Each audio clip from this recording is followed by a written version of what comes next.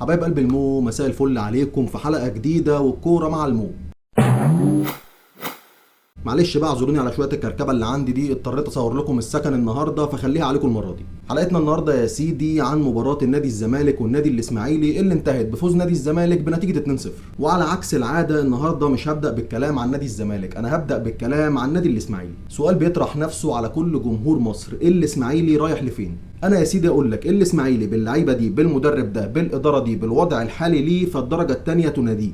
انا الاول مره في حياتي من يوم ما شجعت كوره اتفرج على الاسماعيلي وانا مش عارف فيه ولا لاعب، حرفيا مفيش ولا لاعب في سكواد الاسماعيلي امبارح انا اعرفه، مفيش ولا لاعب مميز. وما اقدرش الوم على اللعيبه دي لان اللعيبه دي كلها شباب سنها صغير ولعيبه طالعه من قطاع الناشئين، وحتى لو هم لعيبه مميزين فاللعيبه دي لازم تكبر تحت كبير، يعني لازم تكون في لعيبه كبيره موجوده في الفريق هي اللي تشد اللعيبه دي من تحت. ولكن للاسف الوضع الحالي للنادي الاسماعيلي مزري للغايه، وللاسف هي دي اللعيبه اللي نادي الاسماعيلي مضطر لها، لان نادي الاسماعيلي زي ما كلنا عارفين موقوف له القيد ومش هيقدر يجيب لعيبه تانية. وللاسف الشديد الاسماعيلي السنه دي لو هبط مش هيلاقي اللي يسمي عليه، لان السنه اللي فاتت بعد ما هبط هم شربوا له حته ان احنا لغينا الهبوط من اجلك. انما انا وانت وجمهور مصر كله عارف الهبوط اتلغى من اجل مين. سبب الغاء الهبوط الاول السنه اللي فاتت هو هبوط مودرن فيوتشر. مودرن فيوتشر اللي كان رئيسه في يوم من الايام احمد دياب رئيس الرابطه حاليا، واللي رئيسه حاليا صديق شخصي ليه، واللي من الاخر كده نادي يعتبر استثمار وما ينفعش يخسر. ولكن هم قدروا السنه اللي فاتت هم وكل الانديه انهم يشربوها للاسماعيلي ويشيلوها له لوحده. فبالتالي السنه دي الاسماعيلي لو هبط مش هيلاقي اللي يسمي عليه، وكده كده اصلا مش هينفع السنه دي ان احنا نلغي الهبوط تاني، لاننا كده هنوصل الدوري انه يبقى 24 و25 فريق. وصدقني يا عزيزي المتابع، هبوط نادي الاسماعيلي مش خساره للاسماعيلي وخساره لجماهيره قد ما هي خساره للدوري المصري نفسه. هو الهبوط هيمثل خساره لنادي الاسماعيلي وهيمثل زعل كبير لجمهور نادي الاسماعيلي، بس جمهور نادي الاسماعيلي جمهور كوره،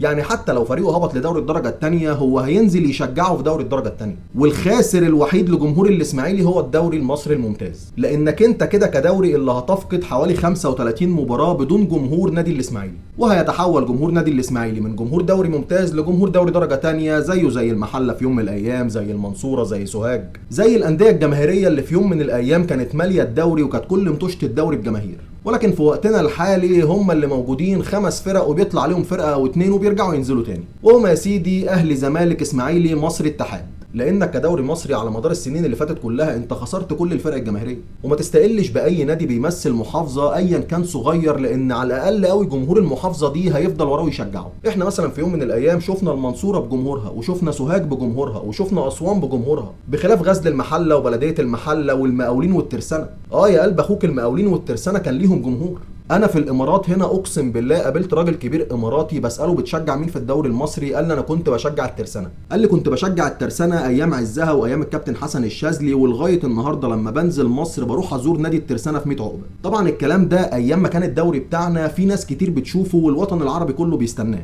انما في الوقت الحالي انت لا حد يعرفك ولا حد يسمع عنك ولا حد مهتم انه يتابعك اصلا. ده الوضع اللي انت وصلت له ده وانت لسه عندك بقايا فرق جماهيريه. انما انت متخيل بقى لما تخسر نادي الاسماعيلي ونادي الاتحاد اللي هو برضه مش في مأمن من الهبوط، وهيعمل زي الاسماعيلي بالظبط، ولو ما هبطش السنه دي ممكن يهبط السنه الجايه طول ما هو واقع في نفس المشاكل. وحتى النادي المصري برضه شامم نفسه على حس شويه رجال الاعمال اللي ساندينه والاستاذ كامل ابو علي. ولكن لك ان تتخيل كده لو رجال الاعمال اللي ساندينه دول سابوه هيبقى مصيره برضه زي مصير الاسماعيلي ومصير الاتحاد ومصير المحله ومصير اسوان ومصير كل الفرق الجماهيريه اللي اختفوا عن الساحه. وهيتقلب الدوري بتاعك يا صديقي لدوري شركات ودوري استثماري بحت، ومش هيبقى عندك غير ماتشين بس هم اللي هيبقى فيهم جماهير، ماتش الزمالك وماتش الاهلي. اما عن المدرجات في باقي مطوشه الدوري فهتبقى صحراء جرداء لا زرع فيها ولا ماء، ويفضل الدوري بتاعك ينزل اكتر واكتر اكتر ما هو اصلا رايح في 60 داهيه. طب ايه الحل يا عم المو؟ الحل يا صاحبي والله قلناه 100,000 مره. بما ان كده كده الدوري بيتحول لدوري استثماري، احنا مش ضد الاستثمار، ولكن بما انك انت كدوله فشلتي انك تديري الانديه الجماهيريه المملوكه ليكي فاطرحيها للاستثمار. لان اي مستثمر بيستثمر في انديه كره القدم اهم حاجه عنده ان النادي ده يكون له ظهير جماهيري. لك ان تتخيل انت كده لو طرحت انديه للاستثمار زي نادي الاسماعيلي ونادي الاتحاد والنادي المصري، 100,000 مستثمر هيتمنى يشتري انديه زي دي. وبدل ما المستثمرين بيستثمروا في زد والاسيوطي وغيرهم يستثمروا في انديه جماهيريه. انت النهارده بتتفرج على الدوري الانجليزي، مش هقول لك الممتاز ولا الدرجه الاولى ولا الدرجه الثانيه ولا الدرجه الثالثه، انا هقول لك الدوري الانجليزي الدرجه الرابعه. دوري الدرجه الرابعه الانجليزي المطوشه بتاعته كلها المدرجات فيها فل، مفيش نادي في انجلترا الا وعنده جماهير. هتقول لي يا عم انت هتجيبنا احنا للدوري الانجليزي، ولا تزعل نفسك يا عم، مش هبعدك، انا هوديك لدوري قريب مننا شويه. هوديك يا سيدي للدوري السعودي. الدوري السعودي لو مكون مثلا من 18 فرقه او 20 فرقه، فكل الفرق اللي فيه بيحضر لها جماهير. يعني عندك مثلا التوب فور اللي هم الاهلي والاتحاد والهلال والنصر، يجي بعديهم مثلا هتلاقي الاتفاق ليه جماهير، الرائد ليه جماهير، التعاون ليه جماهير. انا عارف ومعاك ان الثقافه دي مختلفه عندنا شويه، وان الجمهور عندنا متجه لانديه معينه. فبما ان الجمهور عندنا محشود لكام فرقه، فيا ريت تحاول ما تخسرهمش يا جماعه. قسما بعزه وجلال الله الكوره للجماهير. الكوره ولا هي لاحمد دياب ولا هي لثروت سويلم ولا هي رجال الاعمال، الكوره للجمهور. يا راجل ده بيقول لك الجنه من غير ناس ما تداس. اذا الكوره من غير جمهور ما تتشاف. وهرجع واكرر واختم بيها، خساره الاسماعيلي مش لنادي الاسماعيلي ولا لجمهوره قد ما هي خساره للدوري المصري نفسه. ونقفل على كده قصه الاسماعيلي، ويا رب حد يسمع كلامنا ويفهمه. ونخش بقى على نادي الزمالك. نادي الزمالك يا سيدي امبارح ادى مباراه مقبوله الى حد ما. يمكن في لعيبه كتير قوي من نادي الزمالك امبارح ما ظهرتش بمستواها المعهود، بس ده كان امر طبيعي ومتوقع. امر طبيعي ومتوقع بسبب توقيت المباراه. توقيت المباراه اللي مفيش فرقه ولا لاعب مصري بيعرف يلعب فيه. عشان كده بتلاقي الانديه المصريه بتاعتنا لما بتروح تلعب في افريقيا في التوقيت ده بتاخد على دماغها وترجع ايا كان المنافس اللي بيلعبها. وابسط مثال يا صديقي الساعه 3 العصر في بريتوريا. فانت الماتش امبارح بتاعك كان بيتلعب الساعه 5، وامر طبيعي جدا انك تلاقي لعيبه كتير في نادي الزمالك مش هتظهر بمستواها المعهود. او يمكن برضه احنا طالعين من مباراه المصري معنوياتنا مرتفعه قوي ومستنيين نشوف اللعيبه بنفس المستوى اللي كان في مباراه المصري. ولكن انا من وجهه نظري اللعيبه عملوا اللي عليهم وخدوا ال3 بونت. نادي الزمالك يا صديقي دخل المباراه بنفس التشكيله اللي خاض بيها مباراه النادي المصري، وهي محمد صبحي في حراسه المرمى، قدام منه 4 في خط الدفاع حسام عبد المجيد ومحمد اسماعيل، مع باكين محمود بنتايج وعمر جابر، وثلاثي خط النص الثابت في الفتره الاخيره وهو دونجا وعبد الله السعيد وناصر ماهر.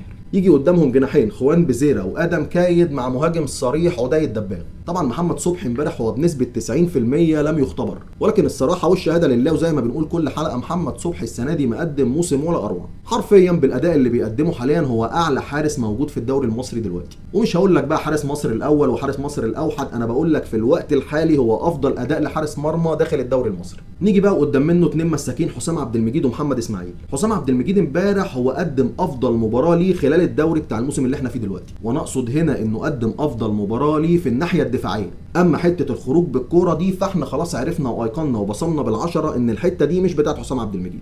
ولكن بصراحه امبارح هو من حيث الدفاع والاستخلاص والانقاذ هو كان 10 على 10. طب نيجي بقى للي بيعرف يطلع بالكوره وهو محمد اسماعيل. محمد اسماعيل زي ما اشدنا بيه في مباراه المصري وقلنا انه لعيب عالي وعنده ثقه في نفسه ولعيب بيعرف يطلع بالكوره، ولكن امبارح بصراحه محمد اسماعيل كان مزودها حبتين. محمد اسماعيل امبارح غلط في كورتين وطول فيهم، كره منهم شكلت خطوره وكره تانية حسام عبد المجيد شالها من على خط المرمى. طبعا انا هنا نصيحتي لمحمد اسماعيل نفسه ولمصلحته هو الشخصيه، كره زي اللي اتخطفت منك دي لو حسام عبد المجيد ما كانش لحقها وكانت دخلت جون صدقني كنت هتطلع مسرح. ومش هقول لك يا سيدي من جمهور الزمالك احنا اكتر جمهور بيستحمل واكتر جمهور بيدعم لعيبته، ولكن انت على الاقل قوي كنت هتطلع مسرح على صفحات جمهور المنافس. والله اعلم بقى هتبقى قدها ولا مش قدها، هل نفسيتك تستحمل ولا هل نفسيتك هتقع.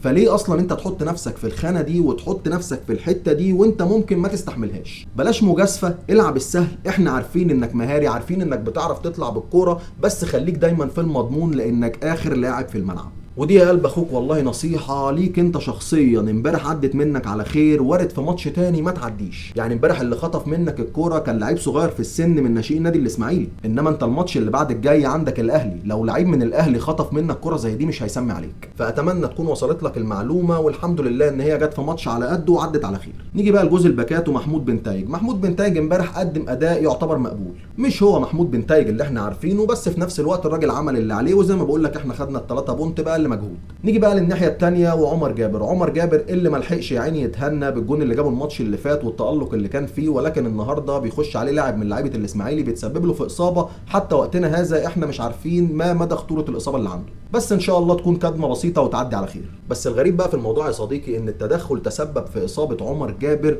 ولكن الحكم امين عمر لم يحتسب خطا، مش هقول لك كارت انذار او طرد، ده لم يحتسب الخطا من الاساس. بس ما علينا، هو امين عمر عادته ولا هيشتريها. ده الراجل حاسب لك البلانتي بعد ما رجع للفار ومخرط على قلبه بصل، فعايزه يحسب لك الكره دي او يدي لاعب الاسماعيلي انذار؟ يا عم صلي. نيجي بعد كده بقى على ثلاثي خط النص، نبدا بالرقم 6 ونبيل عماد دونجا. زي ما قلت لك نبيل عماد دونجا امبارح كان حاله حال معظم لعيبه الزمالك، بيأدي الاداء المقبول، ولكن بصراحه شهاده حق المقبول من دونجا حاليا كويس، لان دونجا السنه دي فعلا غير دونجا اللي نعرفه وغير دونجا بتاع الموسم اللي فات واللي قبله. انا اخر نسخه شفتها لدونجا بتلعب لقدام وبتلعب بالاسلوب ده كانت مع جوزيه جوميز، ومن ساعه ما جوزيه جوميز مشى انا ما شفتش دونجا تاني غير في الموسم ده مع يانيك فيريرا. نيجي بعد كده بقى للرقم 8 وعبد الله السعيد، ولو ان والمصحف الشريف كنت عايز اخليه للاخر. ايه يا عم انت ده؟ ايه الجمال والحلاوه دي؟ بص انت كده كده تعمل ما تعملش، انا عبد الله السعيد اصلا ليه معزه خاصه في قلبي من ايام ما كان بيلعب في الاسماعيلي. انا اكتر لاعب طلع من الاسماعيلي راح الاهلي زعلت عليه هو عبد الله السعيد، واكتر لاعب حاليا انا زعلت ان هو ما جاش نادي الزمالك من زمان هو عبد الله السعيد.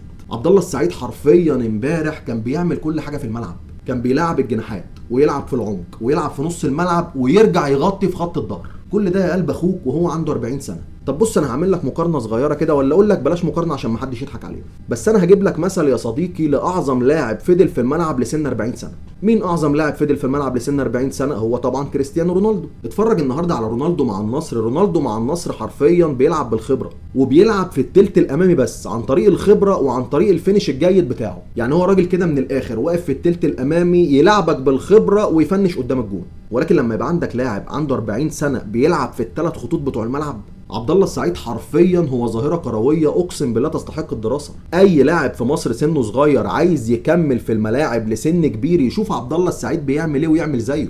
وما بكلمكش يعمل زيه في لعب الكوره بس، انت تروح معاه البيت كده تشوفه بياكل ايه، بينام امتى، بيقوم امتى، وتعمل زيه.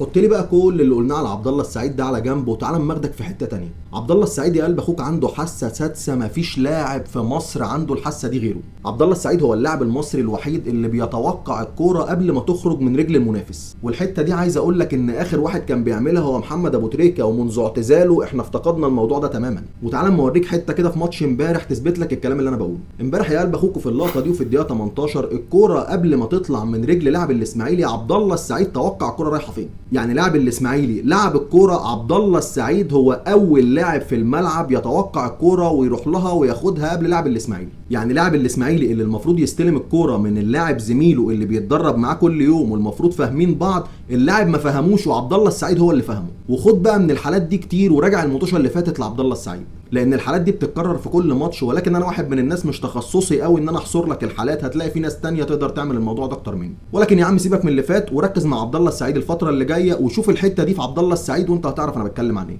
نيجي بقى لناصر ماهر. ناصر ماهر زيه زي اغلب زمايله ادى ماتش في المقبول منه.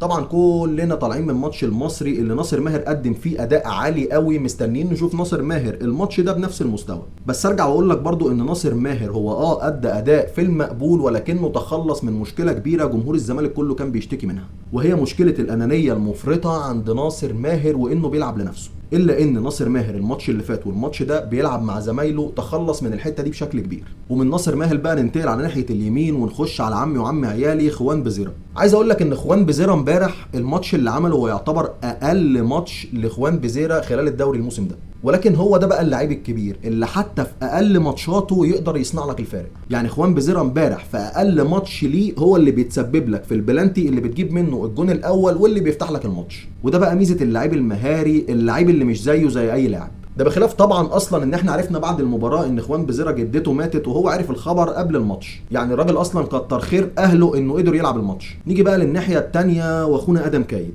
زي ما قلت لك عبد الله السعيد ظاهره كرويه تستحق الدراسه، ادم كايد برضه ظاهره كرويه تستحق الدراسه، بس بالعكس. يعني انا ادم كايد بصراحه من وجهه نظري هو لعيب كورته حلوه، لعيب بيعرف يقف على الكوره، من اكتر اللعيبه اللي موجوده في سكواد الزمالك اللي بتقدر تلعب زمايلها 1 2. يعني الراجل عنده مقومات يمكن مش موجوده في لعيبه غيره. ليه بقى مش بيديني الاداء اللي انا مستنيه؟ قسما بالله انا ما عارف. يعني احنا مثلا لما كنا بنتكلم عن ناصر ماهر وبنقول ان هو عنده كرة كويسه بس في مشاكل، بس المشاكل دي احنا كنا عارفينها. انما ادم كايد عنده كرة كويسه وهو لاعب كويس، ولكن ما بيدينيش بسبب مشاكل انا مش عارفها. يعني الماتش اللي فات احنا لقينا مستواه نزل الشوط الثاني، قلنا الراجل بيخلص بنزين بدري بدري، فعنده مشكله من اتنين، يا اما هو البدني بتاعه واقع، يا اما هو بيلعب في العمق واحنا لعبناه على الجناح، فمن كتر ما هو رايح جاي تعب مننا شويه. فالمشكله دي احنا عرفناها. انما امبارح ادم كايد ما ادانيش كوره من الدقيقه 1. مش عارف ليه حاسه تايه في الملعب، حاسه قرفان. اي حد بيحب الكوره وبيحب يتفرج على لعيبه كوره عارف ان ادم كايد لعيب عنده كوره كويسه جدا. ليه بقى يا عم ادم ما بتدينيش اللي انا عايزه؟ في ايه عندك يا اسطى؟ ايه مشكلتك؟ شعرك متقلك؟ طب نحلقهولك. لو دي المشكله يا قلب اخوك ابراهيم الصغير فتح 24 ساعه. انما بجد حرام، في موارد مهدره في ارض الملعب. نيجي بقى لاخر لاعب في ارض الملعب وهو المهاجم الصريح الفدائي عدي الدباغ. طبعا الناس اللي شافت الفيديو اللي انا عملته بين الشوطين امبارح، انا قلت عدي الدباغ مش ماشيه معاه، طلعه ونزل حد تاني يمكن تمشي معاه. لان فعلا انا حاسس ان عدي الدباغ هو لسه مش ماشيه معاه، ولكن لعله خير بعد الجون اللي جابه في ماتش المصري والجون اللي جابه امبارح في ماتش الاسماعيلي يديله الثقه والدفعه انه يقدم لنا اللي موجود في عدي الدباغ كله. عدي الدباغ امبارح جاب لي الجون الثاني باكتر حاجه هو بيعرف يعملها، وهي لعبه تحت ال 18 وضغطه على المدافعين. امبارح عدي الدباغ ضغط على مدافع الاسماعيلي واستغل عامل الخبره اللي بينه وبين لاعب الاسماعيلي اللي زي ما قلنا كلهم لعيبه صغيره في السن، وقدر ياخد منه الكوره وقدر يعملها بفينش مثالي. فلا اقدر اقوله لك يا صديقي ان قناعات فيريرا ما راحتش على الارض، وان عدي الدباغ ماتش بعد التاني بيعلى، وان شاء الله يعلى ماتش بعد ماتش لحد ما يوصل للتوب فورم بتاعه ونكسب مهاجم محترم. ونيجي بقى للتغييرات، واول تغيير عندنا كان تغيير اضطراري بخروج عمر جابر للاصابه ونزول صلاح مصدق. صلاح مصدق اللي نزل في مكان مش مكانه، وانا ما كنتش مستني منه حاجه في المكان ده، لان انا واحد من الناس مقتنع جدا ان صلاح مصدق ما يلعبش غير في مكانين، يا اما مكانه الاساسي كمساك، يا اما يلعب رقم 6 في حاله لا قدر الله غياب دونجا. انما حته الباك اليمين دي لا هي بتاعته ولا هو قادر يعملها. وبصراحه انا واحد من الناس امبارح بعد ما عمر جابر اتصاب انا توقعت نزول ارون بوشنج اللي احنا لسه جايبينه من كينيا ده، ولكني اتفاجئت انه مش موجود اصلا في التشكيل. ما اعرفش بقى هل لاسباب فنيه، هل عدم الجاهزيه، لسه ما عندناش اخبار مؤكده بالموضوع ده. نيجي بقى لباقي التغييرات، وعندك تاني تغييرين يا سيدي كان احمد حمدي وعبد الحميد معالي. احمد حمدي نزل امبارح مشى كوره، الراجل لسه برضه مش في التوب فورم بتاعه، مش ده احمد حمدي اللي احنا نعرفه، ولكن برضه الراجل بقاله سنه ونص بيتعالج من الصليبي. فالله المستعان، ياخد 10 دقائق في 20 دقيقه في 30 دقيقه يرجع احمد حمدي اللي احنا نعرفه. ولكن اللي نزل بقى وكان مؤثر وحرك التلت الامامي بطريقه كويسه جدا وحرك نص الملعب هو عبد الحميد معالي. وبرضه مش عايزك تنسى يا صديقي ان عبد الحميد معالي ده 19 سنه، فلما لعيب ينزل يحرك الدنيا ويلعب بالجراءه دي وهو لسه عنده 19 سنه فهو مكسب كبير ليك في حاجه من اتنين. اول حاجه انه يكمل معاك وتكسب لعيب كبير، او انك تسوقه بعد كده وتقدر تكسب منه فلوس. فعبد الحميد معالي في كلتا الحالتين هو مكسب كبير لنادي الزمالك. نيجي بقى لاخر تغييرين واللي ما غيروش كتير في طريقه اللعب ولا في المباراه، وهو نزول ناصر منسي ونزول احمد فتوح. احمد فتوح انا من وجهه نظري احنا بنحاول نرجعه للدنيا، بس هو اللي مش عايز يساعد نفسه. يعني يانيك فيريرا بصراحه ما اثرش مع احمد فتوح في اي حاجه، بل بالعكس ده بعد مشكله فتوح وبعد ما رجع للتشكيله الاساسيه يانيك فيريرا بدا بيه كاساسي، ولما ما اداهوش المطلوب بقى بينزله كل ماتش يديله 5 دقائق او 10 دقائق. فبيتهيألي المدرب كده عمل كل اللي عليه مع احمد فتوح، الدور والباقي بقى على فتوح نفسه. لان يا فتوح حرام عليك نفسك لما يبقى جهاز فني بلعيبه بجمهور بإدارة عايزين يرجعوك وانت اللي مش عايز ترجع. فصدقني كل الناس اللي انا بتكلم فيها دي عملت اللي عليها، فاضل انت بس تعمل اللي عليك. واخر تغيير معانا يا صديقي واللي برضه ما فرقش كتير عن تغيير فتوح، وهو نزول ناصر منسي مكان عدي الدباغ. ناصر منسي اللي برضه في حاجه السنه دي مش مظبوطه فيه، ولكن انا في مركز المهاجم الصريح بالاخص انا عارف ان في حاجه كده اسمها عدم التوفيق. المهاجم لو مش ماشيه معاه والله لو عمل قرد ما هتمشي. فصدقني يا عم ناصر في حاجه عندك بعيده عن الكوره حاول تشوفها، لان ناصر منسي اللي احنا بنشوفه حاليا واللي بينزل في اخر المباريات مش هو ناصر منسي تماما بتاع الموسم اللي فات. بخلاف ان انا حاسس برضو ان في تاثير شويه في حق نفسك، يعني في حاجه كده لو انت مش واخد بالك منها انا خد بالي منها، كرش مدلدل حبتين. وانا مش بعايرك يا قلب اخوك، والله انا كرش مدلدل اكتر منك، بس انا مش لعيب كوره. فاتمنى بقى نفوق من قصه الجوازه الجديده وشهر العسل اللي ما بيخلصش ده ونرجع كده لحالنا ويرجع تاني ناصر منسي اللي نعرفه. خلصنا يا صديقي التشكيله وخلصنا البدله، ولكن انا بقى عندي اشاده كنت شايلها للاخر. الاشاده دي يا قلب اخوك رايحه لمدير الكوره في نادي الزمالك الكابتن عبد الناصر محمد، او الراجل المحترم عبد الناصر محمد. الحاله اللي موجوده بين لعيبه النادي الزمالك والانضباط اللي موجود للفرقه يرجع للراجل ده. امبارح وفي الجون الثاني لعدي الدباغ بنشوف اول لاعب بيروح يحتفل معاه والفرحه ماليه وشه هو عمرو ناصر الاحتياطي بتاعه. فالراحه النفسيه والسلكان اللي بين اللعيبه ده صدقني بيرجع لمدير الكوره، وهنا انا اقصد مدير الكوره اللي بجد، لان حرفيا عبد الناصر محمد هو غير مفهوم مدير الكوره في مصر. او عرفنا مفهوم مدير الكرة الصح في مصر. مدير الكرة اللي يقدر يسيطر على اللعيبة ويقدر يخلي النفسية كويسة بين اللعيبة ويقدر يعمل انضباط من غير مشاكل. امبارح استاد هيئة قناة السويس عامل شكر لنادي الزمالك بسبب منظر غرفة خلع الملابس بعد ما نادي الزمالك ما خلص الماتش، حاجة كده زي اللي شفناها من منتخب اليابان في كأس العالم 2022 في قطر. طبعا لعيبة الزمالك لعيبة متربية ولاعيبة محترمة، بس زي ما بقول لك في جندي مجهول ورا اللي بيحصل، وزي ما قلت لك هو ده دور مدير الكرة اللي بجد. لان احنا عندنا في مصر كان كل مفهومنا عن مدير الكوره هو الراجل الجعجاع اللي بيقف يتعارك على الخط واللي بيطرد كل اثنين وخميس، ولكن الكابتن عبد الناصر محمد بيدي رساله لكل مديرين الكوره انك لازم تكون مدير كوره محترم. وانا يا قلب اخوك والله ما بلقحش على حد، بس اللي شايفها مقاسه ويلبسها. ولو انت يا قلب اخوك وصلت معانا لنهايه الحلقه فما تنسناش باللايك والسبسكرايب والاشتراك والكومنت الجميل بتاعك، وقول لي رايك في مباراه نادي الزمالك ونادي الاسماعيلي، وهل تختلف معايا في اي حاجه انا قلتها ولا متفق. واشوف وشكم على خيرة الله، احلى اخوات واحلى متابعين.